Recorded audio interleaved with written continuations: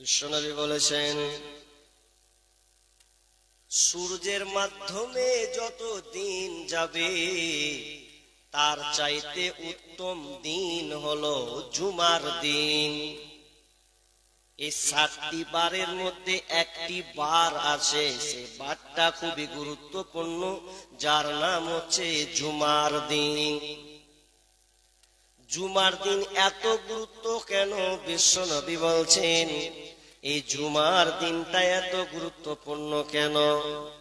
এই জুমার দিনটা এই জন্য এত গুরুত্বপূর্ণ যে এই জুমার দিনে আদম আলাইহিস সালামকে প্রেরণ করা হয়েছে, সৃষ্টি করা হয়েছে।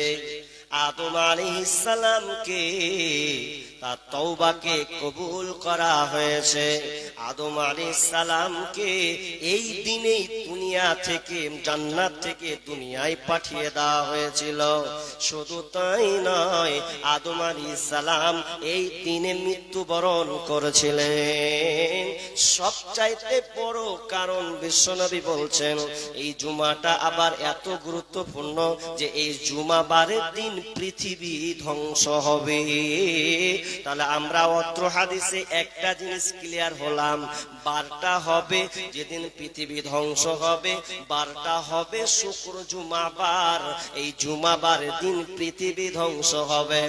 এই জন্য বিশ্বনবী বলছেন যেদিনকে জুমার দিন এসে যায় তখন পশু পক্ষী যারা আছে, মানুষ এবং জিন ছাড়া যত পশু পক্ষী আছে, সেদিন সবাই কান্নাকাটি করে, চোখ দিয়ে পানি চিৎকার মারে, আজ না হয় পৃথিবীটা ধ্বংস হয়ে যাবে।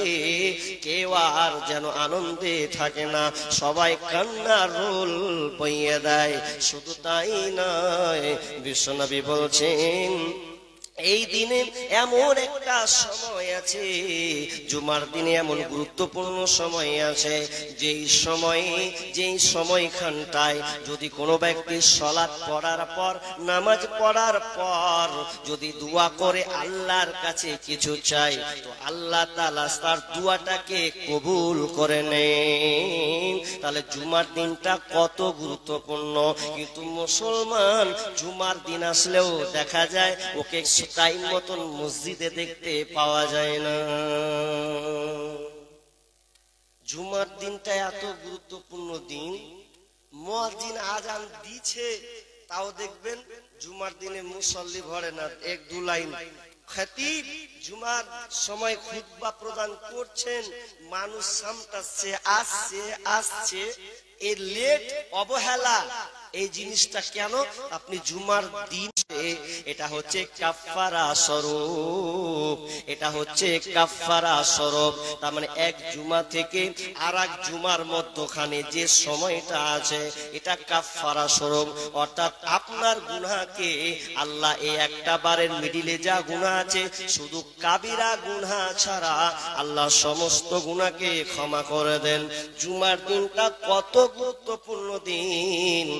উট কুরবানি করল, উটের সওয়াব যে নেকিটা আছে ওটা সে পেয়ে গেল। এরপরে দ্বিতীয় ব্যক্তি যদি তার পরে ঢুকে তাহলে সে সবটা পেয়ে। বলছেন যে ও একটা মুরগি দেওয়ার যে সওয়াব, মুরগি কুরবানি করার সমপরিমাণ সে নেকি বলো। তারপরে ডিম। এরপরে বিশ্বনবী বলছেন যখন খতিব জুমার খুতবায় উঠে যায়, আজান যখন শুরু হয়ে গেল, খতিব জুমার দিকে মিম্বারে চলে গেল, তখন কি করে, ফেরেশতারা যে দুয়ারে বসে থাকতো খাতা নিয়ে, ওই ফেরেশতারা খাতাকে বন্ধ করে দেয়, তারপরে ওরাও সেখানে খুতবায় শরীক হয়ে যায়। তাহলে আপনি কখন ঢুকছেন? আপনার খাতার নাম উঠেছে, আজানের পরে যে আপনি ঢুকলেন, তাহলে আপনার নাম খাতা লিস্টে গেছে। জুমার বিষয়ে আলোচনা করছি না, ইঙ্গিত করলাম। তাহলে পৃথিবী ধ্বংস হবে কখন? যখন দিনটা হবে জুমার দিন। আবার শেষ লগ্ন পৃথিবী কখন ধ্বংস হবে এর ব্যাপারে বিশ্বনবী বলে গেছেন, ক্লিয়ার করে দিয়েছেন। কখন ওটা একটু বলি, কারণ যেদিন পৃথিবী ধ্বংস হবে সেদিন কোনো ভালো মানুষ পৃথিবীতে থাকবে না, একটাও ইমানদার থাকবে না। সব ইমানদার আগেই মরে যাবে। আব্দুল্লাহ ইবনে মাসউদ রাদিয়াল্লাহু তাআলা তিনি বলছেন যে যখন এতটা তার গায়ে টাচ করবে কিছু বুঝতেই পারবে না। আমার চা নাকি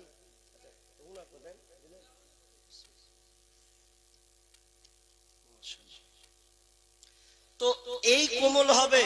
শুধু তাই নয়, বিশ্বনবী বলছেন পৃথিবী যখন ধ্বংস হবে, ইমানদার লোক, ভালো লোক একটাও দানা বরাবর অন্তরে ইমান থাকবে, সেই লোকটাও সেদিনকে টিকবে না।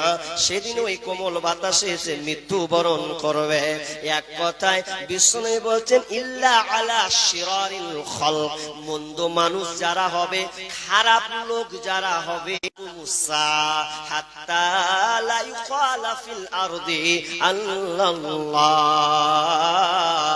বিশ্বনবী বলছেন এক কথায় কতদিন পর্যন্ত পৃথিবী টিকে থাকবে, যতদিন পর্যন্ত আল্লাহ বলনেওয়ালা লোক থাকবে। হাদিসটা আবার ভালো করে শুনুন, হাত্তা লা ইউকালা ফিল আরদি আল্লাল্লাহ, ঈমানদার অর্থাৎ আল্লাহ বলনেওয়ালা লোক থাকবে।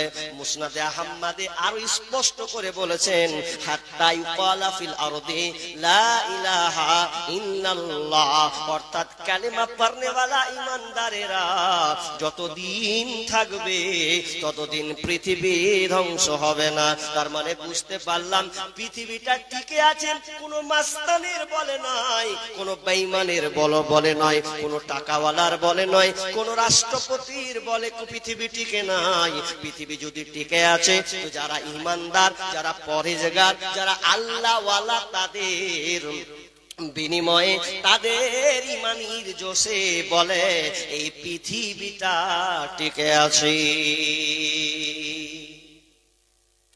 হাদিসটাকে নিয়ে এক শ্রেণীর সুফিবাদীরা গোলমাল করে দিয়েছে। কেমন গোলমাল? বলছে আল্লাহ আল্লাহ জিকির করা যাবে, এটা হাদিস। তো সূরা আরাফে 205 নম্বর আয়াতে যে আছে তোমার ওটা চোখে পড়েনি? জি, আল্লাহ আল্লাহ জিকির মানে কেমন? আল্লাহ আল্লাহ আল্লাহ আল্লাহ আল্লাহ হুরে নাম জপ, আল্লাহ আল্লাহ আল্লাহ আল্লাহ আল্লাহ আল্লাহ, আল্লাহর নামে জিকির না হলে আল্লাহর দিদার পাইবে না। আল্লাহ আল্লাহ আল্লাহ ঝিঁকছে আর সব গাছে লাফ উঠে গেছে। কত তোর ইমানের ভোল্টেজ আছে, আল্লাহ বলছে আর করে মারছে আর গাছে উঠছে। মোবাইলে দেখেছেন কিনা, ইউটিউবে? কত বড় তোমার ইমানদার, বাবলা গাছে উঠাবো দেখি তোমার ইমানদারে কত বাহাদুরি আছে। সব কটাই ঝুলে, কিন্তু জিকির এটা নয়। আল্লাহ তাআলা নবীকে বললেন ওয়াজকুর রাব্বাকা ফি নাফসিকা, হে নবী আপনি জিকির করুন, আল্লাহর জিকির আপনি করুন, চুপে চুপে মনে মনে জিকির করবেন।